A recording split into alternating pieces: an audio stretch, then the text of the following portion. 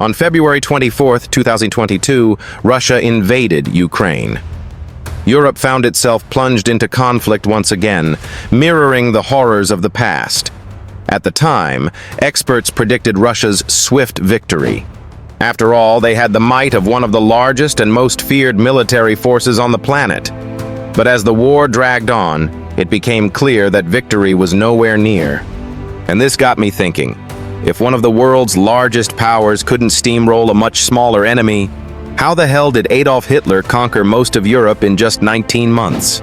Imagine this: Germany, a nation that had just been crushed in World War I, impoverished, broken, humiliated, and yet within 2 decades, they become the most feared power in Europe. Capable of sweeping across countries like a wildfire, unstoppable.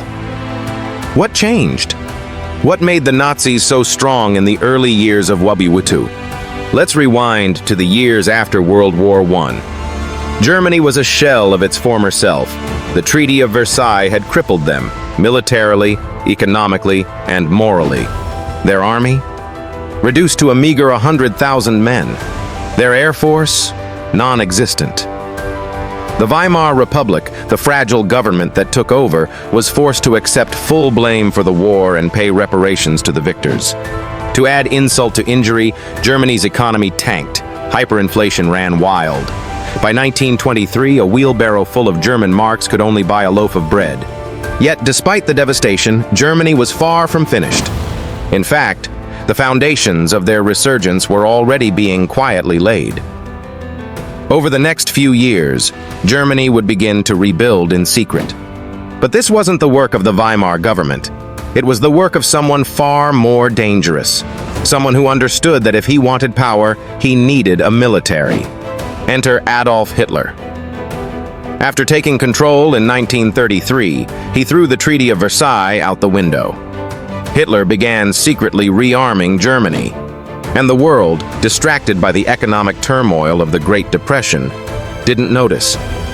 The Nazis quietly grew their military force, reintroducing tanks, planes, and a ruthless ideology that would soon ravage Europe. Fast forward to 1939. It took Hitler just 6 years from seizing power to launching WW2. Germany had gone from barely having an army to having the most powerful fighting force on the planet.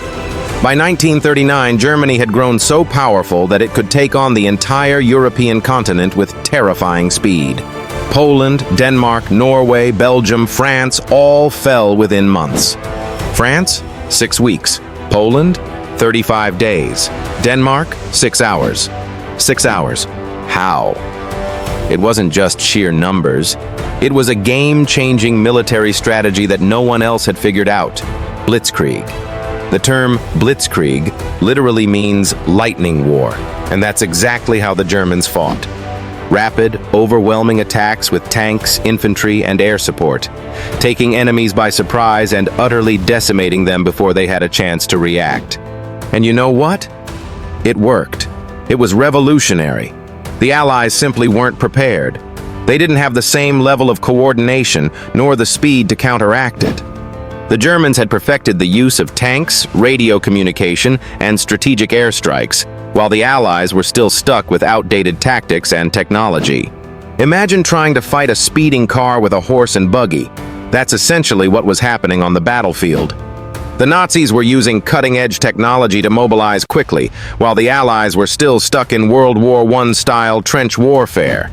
You've seen how fast a Ferrari can go, right? Well, imagine a whole army of Ferraris racing toward you while you're driving a horse-drawn carriage. Not exactly a fair fight. The Germans didn't just have faster vehicles, they had a faster mind. The blitzkrieg tactics exploited weaknesses in the enemy's defenses, hitting hard where they were most vulnerable. Communication lines, supply depots, command centers, while the Allies struggled to organize any meaningful defense. The speed and effectiveness were like nothing the world had ever seen. But as fast as the Nazis rose, their downfall was just as inevitable. You see, Hitler made a fatal mistake.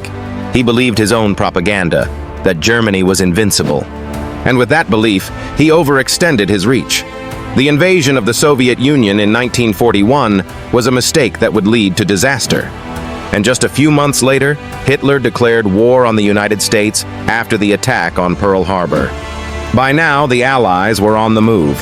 The Germans may have been technologically advanced and incredibly efficient at first, but they didn't have the resources or manpower for a two-front war.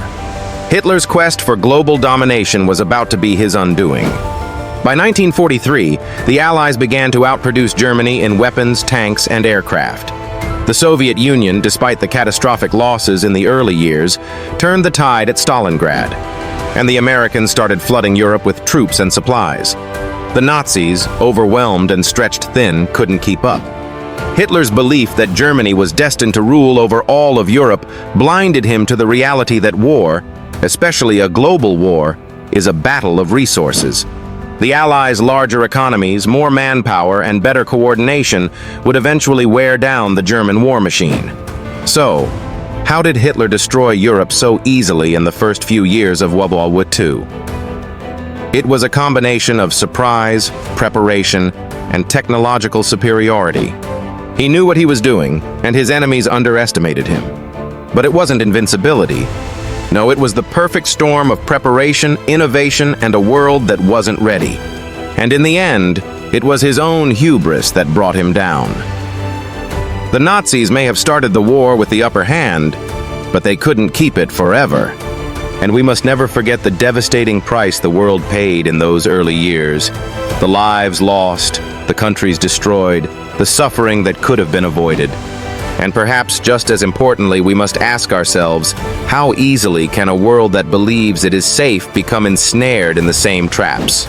Thank you for watching. And as always, never stop asking questions. Because history, much like war, has a way of repeating itself.